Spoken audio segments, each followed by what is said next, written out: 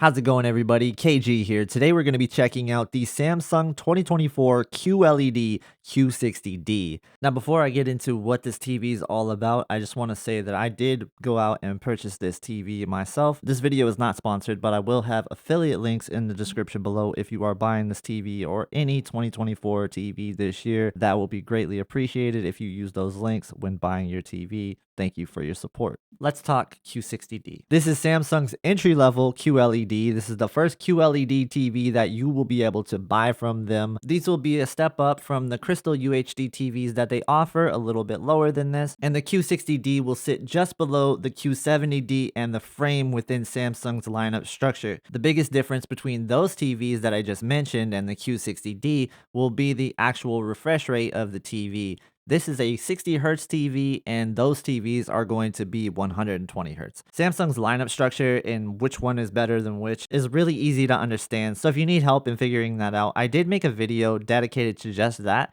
But if you have any questions, definitely leave them in the comments. If you guys are familiar with my channel, I usually review the premium TVs. These are the top-notch TVs, the best TVs that you can buy. But I wanted to do something different this year and look at every TV entry point because I know not everybody prioritizes their TV and doesn't really want to spend a lot of money on their TV. And I know when you guys are looking at TVs within this price bracket, you're probably looking for a TV that has a lot of features. Well, you're in luck because the Samsung Q60D does have a lot of features. So this TV does range from 32 inches all the way up to 85 inches. And that's a pretty wide range of sizes that are available. So you really got something for everybody. And what's really unique about the 32-inch size is the fact that there is not many other 32-inch 4K TVs. In fact, if I look at bestbuy.com right now, I can only find two 32-inch TVs, the Q60D and the Q60C. So yeah, this is a very unique thing to have a 4K 32-inch TV. Most of the time, TVs in this size only are 720p or 1080p, and you get a lot of features with this TV out of the box. You really do get so much packed into this TV. It is one of the more feature-rich TVs you will get for the entry-level lineups. And this year, Samsung's got a new Tizen OS, which is better than ever. There's so much more improvements than in the past. It's a lot faster than in the past, even on their entry-level TVs. And there's a UI design to go along with it. I'll do a whole video talking about everything that's changed with Samsung 2024 TVs this year. And that video will be coming out in a few days, so definitely stay tuned to the channel for that one. But don't worry, I'm not going to leave you hanging on this video because later on I'll be showing you a brand new settings feature that is only going to be in Samsung 2024 TVs.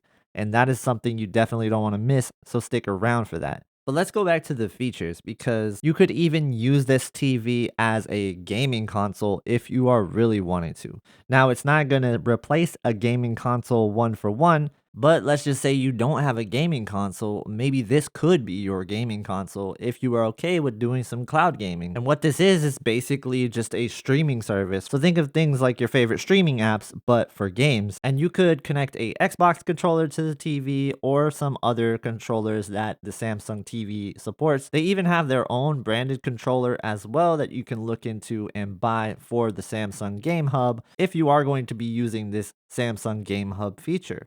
And it's not really that bad at all. I wouldn't go playing super competitive games on it because there is a little bit of latency. But if you are just a casual gamer and you really aren't looking for a lot of fast-paced motion games, this is going to be something that you could definitely game on no problem at all. So you have all these gaming services that are available for the cloud gaming on the Samsung TV, including the Xbox Game Pass and GeForce Now. So these are really great things to have on a lower priced TV. And of course, you have all the apps available for your streaming services. A lot of the most popular streaming services are on here. I haven't checked everything, but pretty much the top ones are on here. So you have your Netflix, your Disney Plus, your Prime Video, your Apple TV, and much more. Okay, so now we know that you have really good streaming capability overall. Let's talk about picture quality and performance of the TV because I know that's what a lot of you guys really want to know. So picture quality wise, it's not bad. It's not the greatest TV in the world. It's not the worst TV in the world. I would say that it's a pretty good TV. But of course, with TVs in this price bracket, there are always some downsides, especially when it comes down to reflections and viewing angles. However, I do want to lead it off by talking about a really good thing. It's easy to say that this TV does produce beautiful images from time to time, and at times it did surprise me. The contrast performance out of this TV was way better than I thought it was going to be. The blacks weren't that bad for an edgelit TV, and overall, it was something that I could definitely get away with in a darker room, but you're still going to notice that it's not completely black, of course. It's definitely not an OLED. Now, when looking at the capabilities of this TV, the actual brightness level of this TV is not very capable in terms of a premium TV that can get to say 1000 nits or 1500 nits or 2000 nits. No, this is probably more on the lines of a 400, 500 nit TV. TVs within this price bracket are typically only like 400, 500 nits. So you're not really going to crack that 500 nit mark. You're really going to stay in that 400 to 500 nit brightness range and your maximum capability for your brightness. So you're looking at really poor HDR performance in terms of the actual HDR quality out of this TV. And when it comes to TVs like this, it's not just the Samsung Q60D, but a lot of the TVs within this price range are going to suffer the same fate. And this one specifically does as well because you're not having that same type of gradation as you would from a more premium TV. So if you are going to watch HDR on this TV, you might see a few color artifacts and things like banding or posterization that might bother you in terms of the color. But again, this is mainly in HDR. SDR doesn't have as many problems with color. And while you're in that SDR mode, you are going to get nice colors overall. I think that that is not a problem with this TV. It's mainly just HDR that I see a problem with. And that's just something that I've noticed within the more entry level lineups.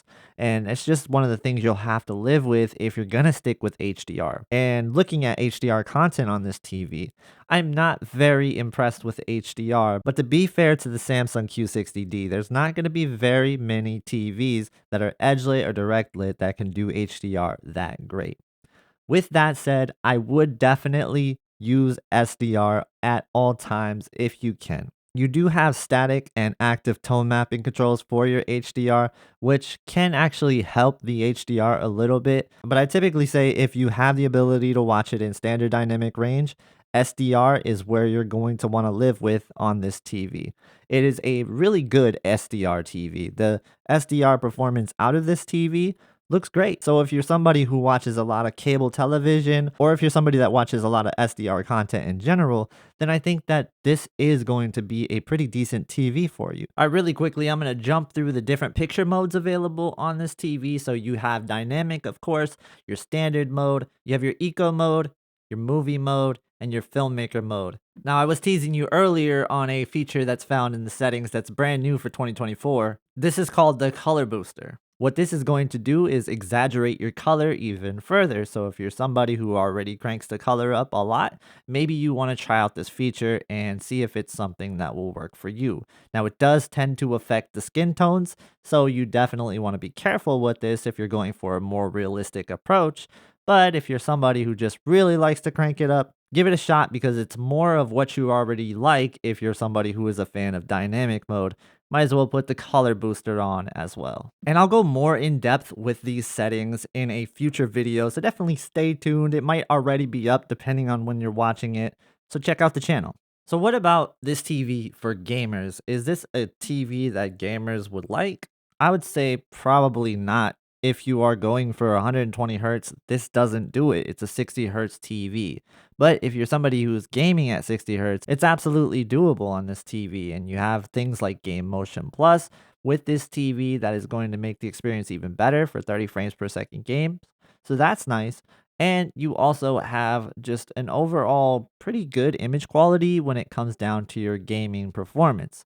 However, you still will be noticing some smearing from time to time, things that you would really expect from TVs within this price bracket.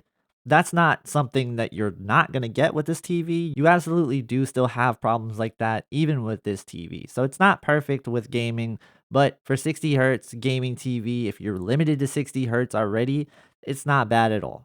So overall, what do I think of the Samsung Q60D? Is it something that you should go out and buy? Well, looking at the Q60D at launch, of course, there is the Q60C available, and the difference between the Q60C and the Q60D is really going to be coming down to the 2024 UI improvements and the new settings adjustments. It's like the color booster, for example. If you are a fan of that, then definitely go with the Q60D. But if you want to save a little bit of money, the Q60C is still available, and it is getting a price cut right now as they're trying to move through older TVs. Keep in mind, this advice can change throughout the whole entire year. Like if you're watching this later on during Black Friday time, for example, the Q60D might be an absolutely good deal for you. So I don't know exactly what the prices are going to be in the near future, but I will say this, just make sure you check the competition at all times just to make sure you get the best deal possible, right? That's the biggest thing with me and my channel is I want to make sure you get the best deal available. So always look at what's available, and I always post deals in my community tab. But let's say you find it at the price that you like. Is it a good TV?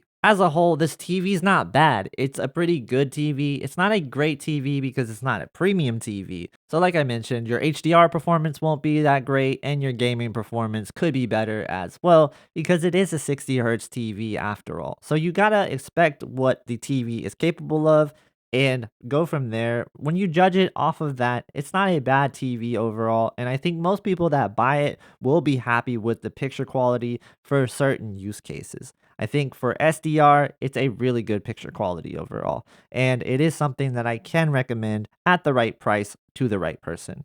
Hope you guys really liked this video. If you did, stay tuned all year long. I will have a lot of different 2024 TV reviews, comparisons, settings guides, and much more. So definitely stay tuned for that. If you guys want to watch more videos on 2024 TVs, I think you're going to enjoy this video right here. Thank you guys so much for watching, and I hope to see you in the next one.